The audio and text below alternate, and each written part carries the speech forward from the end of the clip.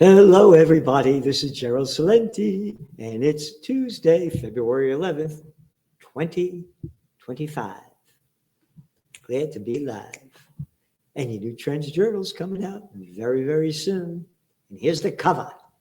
Yep, that's it. Politicians are zookeepers. They treat us like animals in a cage. That's it. Hey, I'm in charge. I'll tell you what to do. Hey, COVID war. Get back in your house. Get back in your house. Close down your business. Bend over. Do this, do that. Hey, I'm the politician. And it's all around the world. One piece of shit after another. One little prick. And of course, I say the other word. Hey, I got the little guy, the little Katson Macron with a pecker about that big. His little fake hair, huh? Oh, Olaf Schultz, he's going out in Germany. Oh, you got Starmer over there. And of course, clown show in America, in a city, state, and country near you. I hate these fucking pricks. And that's what it is. We have no rights. We have no rights. I'm going to tell you what to do. Anyway, going on to the markets. Hey, what happened today? Well, a little up, a little down.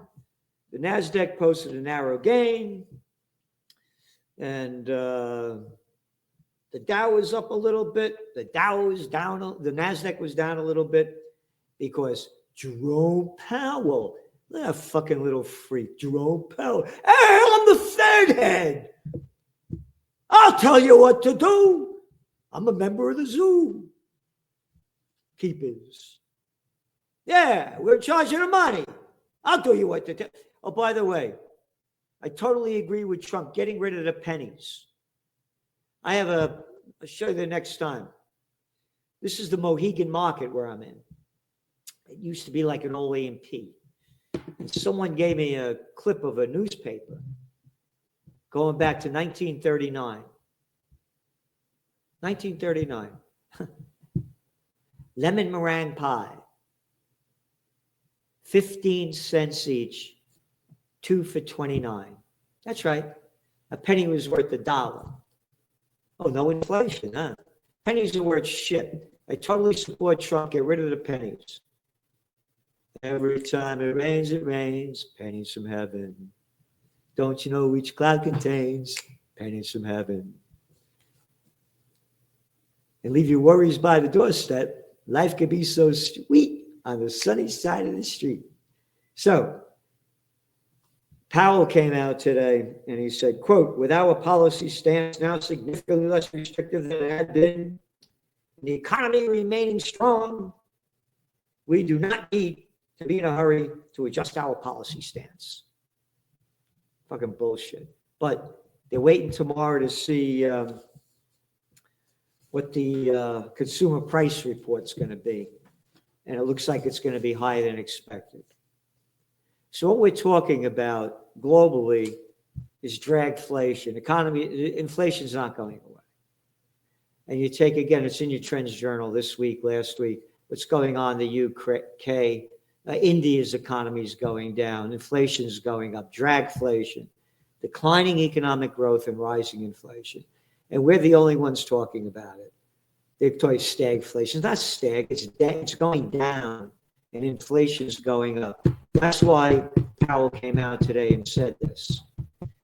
And again, we're saying that we're still very, very, very, very forecasting a strange and strong line of dot-com bust 2.0. It's totally out of the news now. China's coming up with more advanced IA technology that's a lot cheaper, fraction of the cost. And again, you had those H-1B visas. They wanted to bring in cheap labor from China and India. They're not stupid over there. They're very high-tech advanced. So we're going to see a dot-com bust. Goes back to Powell. When the economy goes down, just as Trump did, I've been saying this over and over again, in 2008, when he forced Powell to lower interest rates and had the worst December in 2018, not 2008, 2018, then the Great Depression, 1931, Powell lowered interest rates in January. So he's going to do the same thing over and over again. So this is just a lot of BS. Oil prices, they're about the same thing they were last week, but Trump has put strict sanctions on Iran and more on Russia to stop their oil supplies from going overseas. That may push up oil prices, but it hasn't because the global economy is so weak. And then we're looking at Bitcoin. That's around the $95,400 range. It's down about 2% today, but still very strong overall. And gold was down some $10 today, but it's still at $2,897 an ounce. And when you go to our top trends for 2024, it was a golden year for gold. That's right. We're the only ones that called it. Gold prices went up 25% last year. And from the time we made this forecast on January 2nd, 2024 to now, gold prices are up some $850 plus an ounce. That's why you subscribe to the Trends Journal. History before it happens. You go to trendsjournal.com, trendsjournal.com. We're giving you everything we can that nobody else anywhere is. Again, geopolitics, economics, high-tech science, and technocracy by the technocracy champ of the world, Joe Duran. You don't believe me? Go to Amazon, see all his books. Again, high-tech science, we're giving you all we can for the grand total of $2.56 a week, or you could subscribe to the Wall Street Journal for $5 a day, or the Turlet Paper Record, the New York Slime, for $4 a day. And again, the more subscribers we have, the more we can help change the direction of society, because the more information people have, the more they can prevail, and prosper, and move society in a better direction. And by the way, today, of course, the news is coming out about Elon Musk, the richest cat in the world, and leading the sweeping changes in Trump getting rid of the government, which I am 100%, 1,000% supportive of. I am totally pro-Trump when it comes to that, when it comes to tariffs. These fucking shits and these bureaucrats. Again, I was in the system. I was the assistant to the Secretary of the New York State Senate, worked on major political campaigns in Westchester County, one of the richest county in America back in the 70s, designed and instructed American politics, taught at St. John's University, on and on and on. I was on the other side, that's why I know. And the people in government and the bureaucrats are the lowest pieces of fucking shit on the planet. They can't get a job in the real world. They make up this crap and become the most arrogant. So bravo, Musk and Trump on this one. Totally supported. So going on to your Trends Journal, in the economic update, which is very important, we're looking at, again, why gold prices are going up. There's a lot, again, like it or not, it's the tariff issue. And then you had this guy, Ken Griffin, who's the head of Citadel, a huge Trump supporter and mega donor to the Republican Party. And he came out today and he said, from my vantage point, the bombastic rhetoric talking about Trump, the damage has already been done. It's a huge mistake to resort to this form of rhetoric when you're trying to drive a bargain, because it tears into the minds of CEOs, policymakers, that we can't depend upon America as our trading partner. So this is serious. I got to tell you, man, Trump in 3 weeks, nobody's ever done what this guy's done. Again, a lot, some I like, a lot I don't like, particularly his support for genocide and stealing the Palestinian land, and we'll get into that later, and sending him to other Arab nations. And he has signed, the number of executive orders that he's signed is unprecedented in modern era politics. And he's just making this stuff up. So where we're going is we got the trump card and the wild card, and those are two top trends we had this year.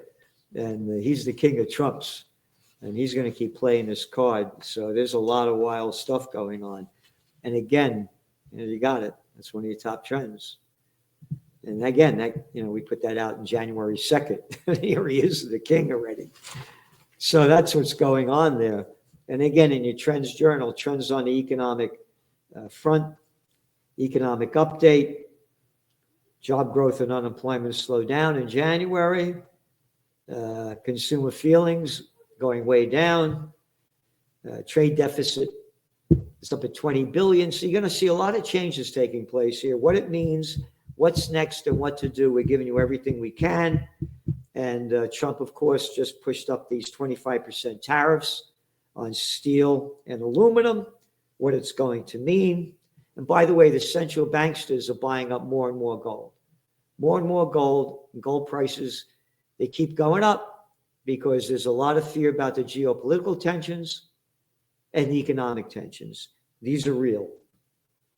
Trends on EUs, and of course, one of our top trends last year was EVs go FU. EUs, I mean EVs. EVs go FU, not trends on EUs. And again, what's going on in luxury sales, why they're going down and what it means, and merger and acquisition activity. And then on the Israel war, totally opposed to what Trump is saying. Here's a clip of him today with the King of Jordan. U.S. taking Gaza, as the president said. Well, again, this is something that we, as Arabs, will be coming to the United States with something that we're going to talk about later to discuss all these options. And Mr. President, take it under what authority? It is sovereign territory. Under the U.S. authority. And Mr. President, would you seek to personally develop property in Gaza after this happens? No, I've had a great career in real estate. Mr. President. So listen to what he said. Take it under what authority? America's authority. We have no fucking rights. What authority are you talking about? Hey, I'm the president. I'm the authority. Again, goes back to the cover of the Trends Journal. They're zookeepers. And they treat us like animals in a cage. And that's what Trump is doing to the Gazans. Get out of there. Get out of there. Oh, and what, again, in your Trends Journal, you go back, it's there. His son-in-law, Jared Kushner, last year, February 15th. And we reported in March when it was reported. He did a speech at Harvard. And said that's very valuable waterfront property. Get the Gazans out of there and put them into the Negev desert. And Trump is pumping this up and pumping it up and pumping it up. And one of the articles, these are some of them in this week's Trends Journal, Israel applauds Trump's Buy Gaza plan. As we reported last March, Trump's son-in-law Kushner boasted to expel Palestinians from Gaza and develop, quote, waterfront property. Israel praises Trump's bold vision for Gaza. Netanyahu tells Saudi Arabia to take Palestinians from Gaza, so Israel could steal their land. And Trump sent Israel another $7.4 billion in weapons to keep slaughtering the Palestinians, keep the war going on in Syria and Lebanon, and more 2,000-pound bombs to blow Gaza into ruins. And Hamas said that Israel is violating the ceasefire, and that if they keep violating the ceasefire, they're not going to release the hostages, more hostages on Saturday. And what happened? Netanyahu, this is from Financial Times. Intense fighting to resume in Gaza if hostages not released by Saturday. And Trump said if Hamas doesn't release the hostages, even though Israel keeps killing Palestinians, quote, all hell is going to break out. All hell has broken out. They've destroyed the entire place with the vision not to get Hamas. They bombed every school, hospital, mosque, church, and home, destroyed the place into ruins so they can rebuild it and steal more land, just like they're doing in the West Bank, in violation of the Geneva Convention and Article 242 of the United Nations. But those are only facts. So in your Trends Journal, we have guest article staying right on this movement, Imagining the Gaza Riviera and Other Follies by Philip Giraldi, a real man, former top CIA guy who got thrown out of the office, a little Georgie Bush with a pair of cojones smaller than a mothball and a pecker smaller than a pencil, when Giraldi said to Bush, before the Iraq War started, there was no evidence of weapons of mass destruction in Iraq. Bush told him to leave the office. Giraldi, being the man he is, top CIA cat, left, quit the CIA. The articles that he writes, nobody else is doing, and he has the facts. Articles by Dr. Joseph Mercola, Understanding Foundations of Health, very important. And again, technocracy, no one like it anywhere, any place. Joe Duran, here's a great one. Does ASI mean kiss your ass goodbye? And Sam Altman admits AI is not spreading the wealth. And that goes back, we are standing with our dot-com bust 2.0 trend that virtually nobody else is talking about. Totally out of the news. And we better prepare, prevail, and prosper. We are in the most wild times ahead. Again, there's your cover, and there's the facts. That was last week. Trends in geopolitics, trends in cryptos. Oh, on and on. Presidential reality show. Are you ready for this one? Trump orders to obliterate Iran if assassinated. What if Iran didn't assassinate you?